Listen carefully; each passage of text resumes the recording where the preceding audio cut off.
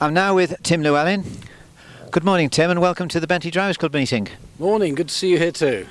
And you've got, you're racing today the number 8 and the blue one? Yeah. A mean beast by the looks of things. I'm just racing the blue one, and son Oliver's racing the blue one and his 4.5 as well. So yeah, we've got the two cars here with the family. Can you tell me a bit of a history on the car you're racing today?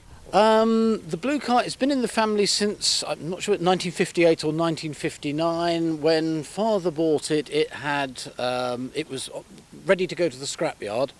It had a Morris Isis saloon body on it, and he bought it to make into what was going to be his second racing Bentley. And I think he got it going by about 1963 with a 6.5 litre engine in. Ran it from 63 to 68 like that. Then in 68 he changed the engine up to 8 litres, and it's basically run in the same format from 1968 right up till now. And Dad kept racing it till probably the early 80s. I started racing it in the late 70s when I was 19. And we've run it pretty much continuously, not much, next to nothing in the last 10 years because we were giving it a rest and playing with the other cars. And then the last 5 years we've not actually been able to get any tyres for the back of it. So it's had a compulsory rest for 5 years. Why is that, Tim?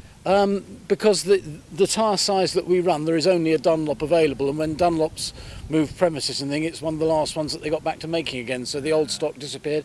But now thankfully they're back in production, so we can go and wear plenty of them out again. Because I remember filming at Silverstone here years gone by at the vintage meeting. You had some really good tussles in the what was the race you used to always enter at this vintage meeting? It was the Boulogne Trophy. Boulogne Trophy was one. The trophy, and we had lots of good run-ins with Ron Footed and other people. I mean, the car's been great fun over the years. It's been a very loyal servant. And so, what are you running in today? Just one race, or? I'm just doing the one race, and Oliver's doing 2 races, one in his car and one in mine.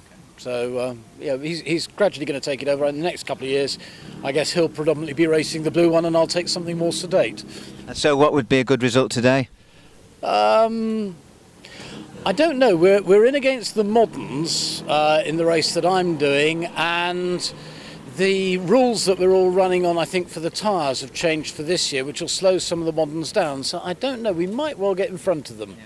But if you're in against big hairy turbo modern saloons and things like that with your old car on your skinny tyres, it's going to be a bit of a lottery. I don't know. It's an unknown quantity this year, but I'll be hopefully in the front 3 or 4 somewhere. So what are the characteristics of the car when you're racing it?